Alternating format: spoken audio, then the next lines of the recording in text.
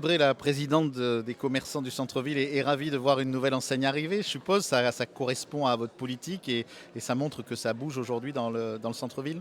Oui, bien sûr. Moi, je suis présidente de la Fédération des commerçants des Bouches-du-Rhône et le centre-ville de Marseille est très important pour nous. Et quand on voit une belle enseigne comme ça croire en notre centre-ville, on peut être qu'heureux, hein.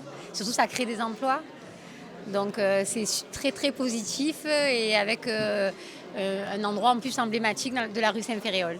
Ça ramène de la clientèle vers ce centre-ville qui était considéré encore il y a quelques années comme un peu délaissé. On disait que les grandes marques allaient plutôt à la périphérie.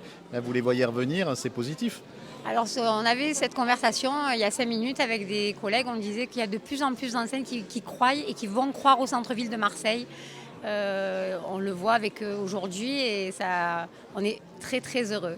La responsable européenne d'Uniqlo me disait que la dernière fois qu'elle était venue à Marseille, la Canebière n'était pas piétonne dans le bas. C'est des choses qui pour vous sont importantes justement pour ramener cette attractivité.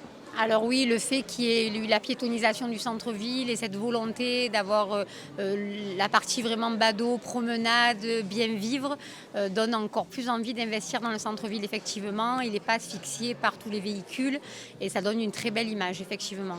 Reste quand même un certain nombre de problèmes, le stationnement, la propreté en ce moment, hein, voilà, on ne peut pas dire autrement. Comment est-ce que vous vous battez au quotidien pour faire avancer ces sujets-là?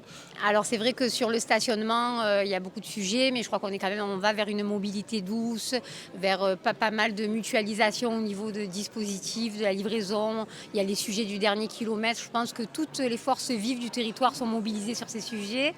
Bon après, l'épisode propreté en ce moment est indépendant de la volonté, je pense, du monde économique, malheureusement. Mais je pense qu'il faut que de plus en plus on se prenne en main, nous les chefs d'entreprise aussi, pour aller sur ces sujets-là, quoi. Alors avant, c'était des banques qui étaient ici, plutôt. Là, c'était une ancienne banque, ce magnifique lieu. Bon, maintenant, c'est du commerce. Il y a un peu plus peut-être de visites, un peu plus de visibilité. Ça correspond à une population un peu différente. Ce centre-ville de Marseille, il bouge bien. Là, il va attirer des touristes et des gens qui viennent acheter, alors qu'il y avait plutôt un public avant qui était un public de gens qui travaillaient dans le centre.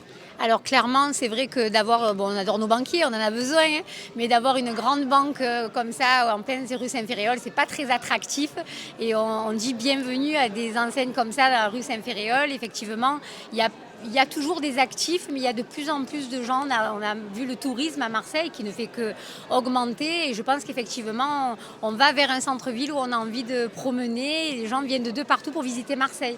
Donc ça fait plaisir. Il faut venir à Marseille. On a une belle ville et de très bons commerces. Merci beaucoup.